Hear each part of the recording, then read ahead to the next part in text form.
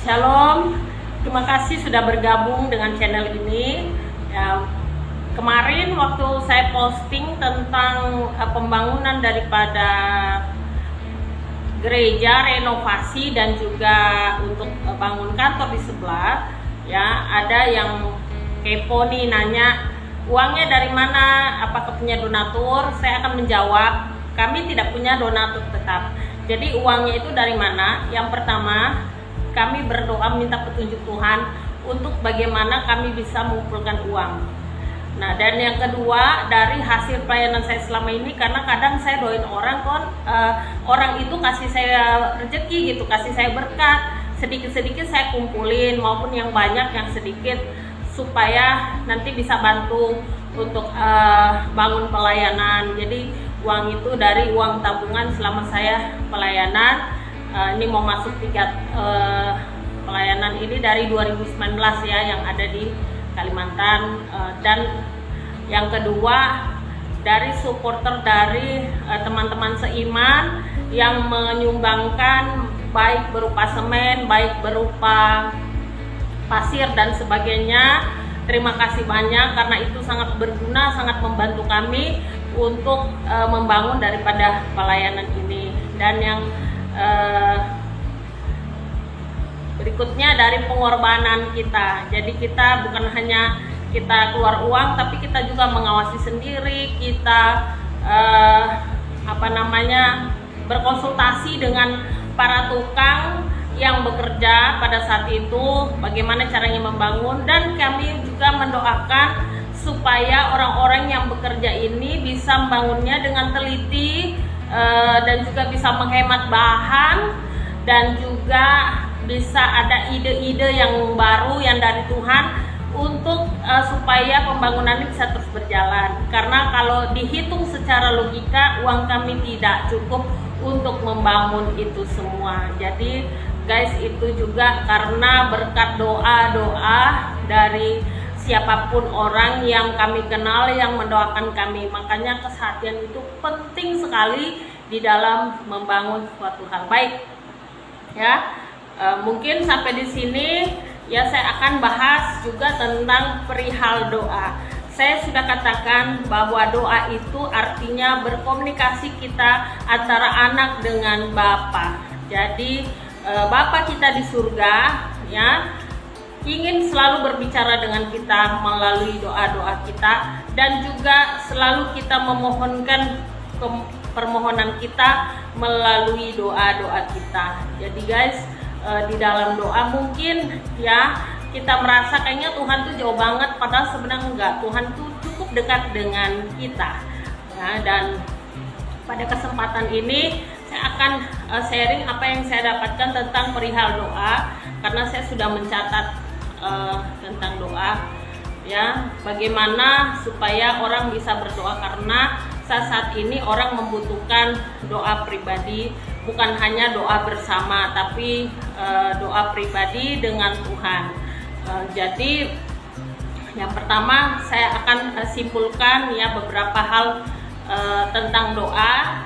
Saya baca kitab Mazmur dan di situ banyak sekali doa-doa. Tujuannya doa-doa itu untuk apa? Supaya menguatkan kita orang percaya, dan juga untuk supaya kita bisa melakukan doa tersebut di rumah atau dimanapun kita berada. Kita punya hubungan pribadi dengan Tuhan, bisa koneksasi dimanapun tanpa ada gangguan ya guys. Jadi doa itu diperlukan satu keseriusan, kefokusan dan juga ketaatan. Kita tidak bisa doa hanya sekedar saja, tapi kita punya jam-jam tertentu ya. Ya saya juga sudah sharing bahwa saya punya jam doa. Untuk satu hari itu bisa jam doanya tuh 3 kali berdoa yang bersama-sama ya. Tetapi kalau doa pribadi itu tidak dihitung dengan jam, dengan waktu, tetapi berjalan waktu terus. Ada doa pribadi ya, kadang tengah malam juga sebelum doa jam 3 sudah bangun berdoa dulu, baca Alkitab dulu, merenungkan firman Tuhan. Jadi kita semakin banyak pemahaman dan pengertian-pengertian yang baru yang dari Tuhan yang kita tadinya sebelumnya tidak tahu. Nah, baik, saya akan bagikan ini ya kepada teman-teman semua yang masih belajar tentang doa ya. ini contoh doa di Mazmur 51. Jadi Mazmur 51 itu isinya tentang doa untuk pengakuan dosa. Jadi perikopnya pengakuan dosa, berarti kita doa meminta ampun kepada Tuhan atas semua dosa dan pelanggaran kita yang kita lakukan. Ya, jadi kita kadang-kadang karena kita belum betul-betul sungguh-sungguh untuk minta ampun sama Tuhan, jadi kita punya perasaan bersalah, kadang kita punya perasaan sedih, punya perasaan saya tidak berguna seperti itu. Dan itu juga saya pernah rasakan ya, ketika saya dalam kondisi drop, saya rasanya seolah-olah saya tidak berguna ya gitu. Tapi Tuhan itu sangat pandai untuk membuat hidup saya jauh lebih baik sampai saat ini, guys. Jadi tentang Mazmur 51 ya, saya akan sharing sedikit. Yang pertama ya, tentunya kalau kita mau berdoa, kita doa dulu pembukaan. Kita doa pembukaan, di situ kita minta Tuhan menuntun kita di dalam doa pembukaan ini. Dan yang kedua baru kita angkat lagu pujian. Yang kedua lagu pujian, bahwa kita bersyukur bahwa puji-pujian ini memuliakan nama Tuhan. Bisa diambil dari kidung pujian ataupun lagu-lagu yang kita senangi yang biasanya di gereja, atau dari kaset-kaset rohani yang saudara dengar yang membangun dan menguatkan kepada Tuhan. Jadi doa itu mengarahkan kepada Yesus Kristus. Ya, dan yang ketiga baru kita buka di Mazmur 51 ya. Kita bisa baca menjadi perenungan tentang meminta ampun kepada Tuhan. Jadi Mazmur 51 ini bagaimana menggambarkan ya untuk gimana Mazmur dari Daud ini supaya orang-orang bisa datang pada Tuhan yang tadinya merasa kecewa, yang merasa tidak layak, merasa rasanya udah berdosa gitu ya. Aduh Tuhan, saya udah nggak pantas lagi nih seperti itu. Karena banyak kadang-kadang kita nih hidup ini kan tidak selalu jalannya mulus ya. Kadang-kadang kita juga bisa drop gitu. Jadi kita baca Mazmur 51 ini dan kita renungkan firman Tuhannya. Lalu kita doa minta ampun pada Tuhan. Doa minta ampun, disitulah kita cerita apa yang menjadi keluhan kita atau apa yang menjadi beban kita serahkan Tuhan. Setelah itu kita baca ayat 3, 4, dan 5 dari Mazmur 51. Kasihanilah aku ya Allah menurut kasih setiamu, hapuskanlah pelanggaranku menurut rahmatmu yang besar. Bersihkanlah aku seluruhnya dari kesalahanku dan tahirkanlah aku dari dosaku. Sebab aku sendiri sadar akan pelanggaranku, aku senantiasa bergumul dengan dosaku. Jadi ayat 3, 4, dan 5 dari Mazmur 51 ini dibaca, dan kata aku diganti dengan nama kita ya. Contoh, kasihanilah Ellen ya Allah menurut kasih setiamu, hapuskanlah pelanggaranku menurut rahmatmu yang besar. Bersihkanlah Ellen seluruhnya dari kesalahanku dan tahirkanlah aku dari dosaku. Sebab Ellen sendiri sadar akan pelanggaranku, Ellen senantiasa bergumul dengan dosaku. Jadi diganti dengan nama kita. Setelah kita baca ini, kita pakai minyak urapan. Kita sambil angkat pujian, bisa lagu berhembuslah Roh Kudus, lagu Haleluya 12 kali. Kita pakai minyak urapan mengurapi tubuh kita dari kepala sampai ke kaki, tangan kita sampai ke kaki kita. Jadi di situ kita minyak urapan, dan biasanya saya pakai minyak urapan tuh pakai minyak zaitun. Minyak zaitun ini bisa dibeli di toko-toko terdekat ya. Jadi saya tidak sifatnya promotion tentang satu produk, bisa juga minyak zaitun yang merek lain juga boleh. Yang penting minyak itu didoakan dengan kuasa Tuhan supaya ada urapan Tuhan. Jadi kita mengurapi, membasuh tubuh kita dengan minyak urapan itu. Setelah itu kita baca di Mazmur 51 ayat 9 sampai 10. Bersihkanlah aku daripada dosaku dengan hisop, maka aku menjadi tahir. Basuhlah aku maka aku menjadi lebih putih dari salju. Biarlah aku mendengar kegirangan dan sukacita, biarlah tulang yang kau remukan bersorak-sorai kembali. Jadi ayat 9 dan ayat 10 ini tentang bagaimana kita dibersihkan dari dosa kita. Nah, hisop itu di ayat 9 ini adalah sejenis tanaman yang dipakai pada saat zaman Israel untuk pemercikan dan penyucian dari dosa.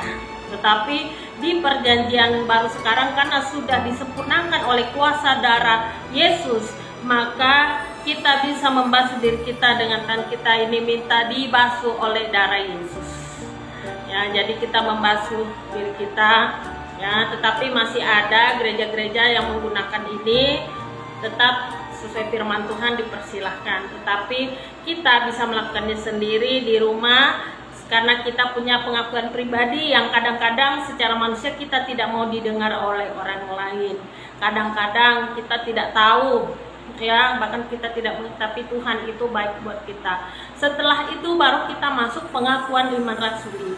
Pengakuan iman rasuli dari aku percaya kepada Allah Bapa yang Maha Kuasa, Khalik langit dan bumi, dan kepada Yesus Kristus, anaknya yang tunggal Tuhan kita, yang dikandung daripada Roh Kudus, lahir dari darah anak Maria, yang menderita sengsara di bawah pemerintahan Pontius Pilatus, disalibkan, mati dan dikuburkan, turun ke dalam kerajaan maut. Pada hari yang ketiga, bangkit pula dari antara orang mati, naik ke surga, duduk sebelah kanan Allah, Bapa yang Maha Kuasa. Dari sana ia akan datang untuk menghakimi orang hidup dan yang mati.